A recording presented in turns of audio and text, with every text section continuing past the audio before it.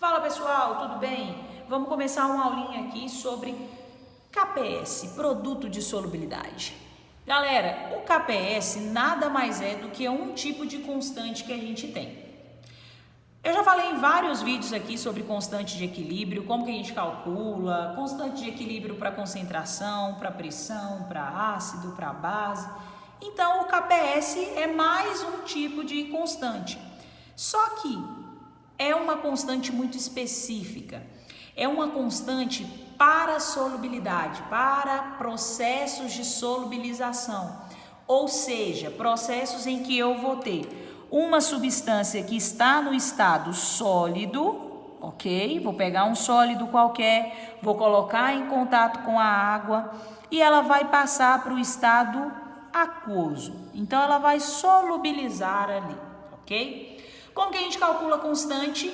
A constante nada mais é do que todo mundo do produto, a concentração de todo mundo do produto elevado aos coeficientes estequiométricos, dividido pela concentração de todo mundo do reagente, também elevado aos coeficientes estequiométricos.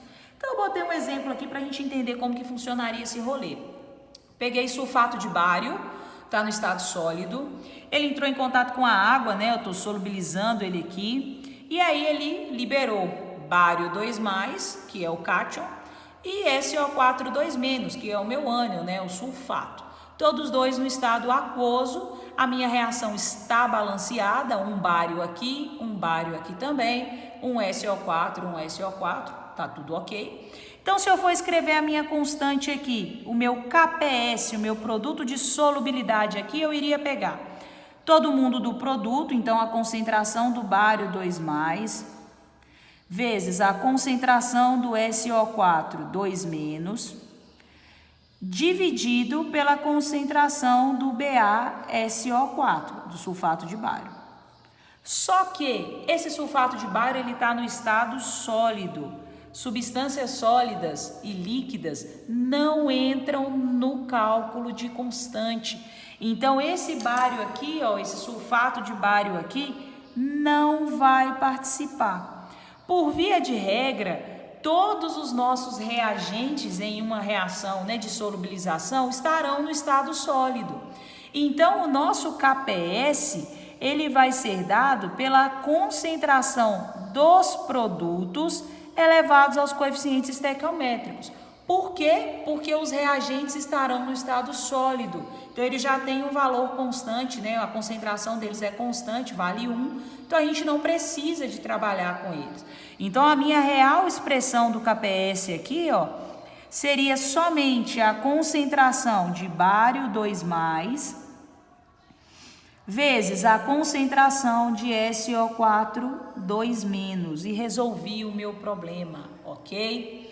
Ah, Andra, mas e se eu tiver algum produto que seja sólido, né? Às vezes a minha reação vai formar um precipitado. O que eu faço? Você não vai colocar ele na expressão do KPS, tá? A expressão do KPS, ela serve para substâncias necessariamente no estado aquoso. Então, substância que esteja no estado líquido, sólido, não entra aqui. Ah, mas e o estado gasoso? O estado gasoso, pessoal, ele vai entrar, ok? Ah, eu posso calcular KPS para uma substância gasosa? Pode, porque a gente consegue solubilizar um gás em um líquido. Mas não é muito comum da gente trabalhar com KPS para gás, ok? Ele pode entrar? Pode entrar, mas não é muito usual de acontecer. Então, além da gente calcular o KPS, o que a gente precisa entender? Que o produto de solubilidade, a minha constante KPS, ela está relacionada com quem? Com a própria solubilidade do meu soluto aqui, né? Se eu tenho um soluto que é muito solúvel, então eu vou ter um KPS que é alto, porque esse produto aqui vai estar todo solubilizado, então eu vou ter um KPS alto. Agora, se eu tenho um produto que é pouco solúvel, o meu KPS é baixo. Por quê? Porque ele vai estar pouco solubilizado.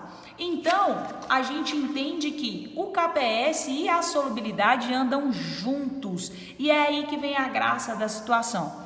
A solubilidade a gente vai representar pelo S de solubilidade E aí a gente consegue prever como que ficaria o KPS de uma substância em função da solubilidade dela, ou a solubilidade de uma substância em função do KPS. Vamos imaginar aqui que eu peguei cloreto de prata, tá no estado sólido, HCl, e vou dissociar, né? Vou ionizar, vou solubilizar esse cloreto de prata. Então ele vai liberar Ag+ no estado aquoso e Cl- no estado aquoso também.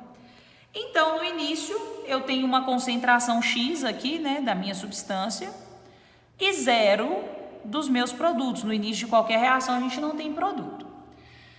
Quanto que vai se dissolver? Gente, o quanto que dissolve é o quanto a minha substância é solúvel. Então, vai dissolver um valor S aqui, ó, de acordo com a minha solubilidade. S, S e S. Essa solubilidade, ela é diretamente proporcional ao coeficiente estequiométrico. Então, como aqui é 1, eu vou ter um S só. Aqui é 1 S só. Aqui é 1 S só, ok? Quanto que vai chegar no equilíbrio? Ó, eu tinha X, dissolvi S, sobrou quanto? Sobrou X menos o S que foi solubilizado.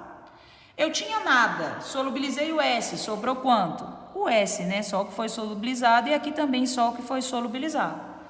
Quando eu for escrever o meu KPS para essa reação aqui, eu teria a concentração de prata vezes a concentração de Cl-. Ou seja, no equilíbrio, quanto que foi a concentração da prata? Foi a solubilidade dela. Quanto foi a concentração do cloro? A solubilidade do HCl. Então, o meu KPS aqui, ó, vai ser igual a S elevado ao quadrado. Se o seu exercício fala assim, um sal cloreto de prata possui uma solubilidade que é igual a 2 vezes 10 a menos 2. Calcule qual é o KPS do sistema. Você ia colocar aqui, ó, 2 vezes 10 a menos 2 elevado ao quadrado e ia chegar no KPS. Ou então o exercício é fazer o contrário. Para o equilíbrio de solubilização do cloreto de prata, a gente tem um KPS de 5 vezes 10 a menos 3. Calcule a solubilidade desse sal. Você ia colocar aqui no lugar do KPS 5 vezes 10 a menos 3 é igual a S ao quadrado. Então, S seria a raiz de 5 vezes 10 a menos 3. Você ia achar quanto é a solubilidade. Muita atenção somente para os processos de solubilização. Olha isso aqui, ó. MgOH2 libera Mg2+, e eu fiz questão de deixar aqui só OH-. Gente, quantos OH- que eu tenho aqui? 2 OH-, não é? Então, eu tenho que liberar 2 OH-, não é MgOH2? Então, eu libero 2 OH-.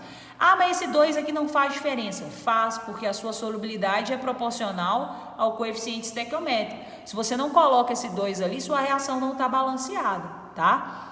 Então, o raciocínio é o mesmo, ó.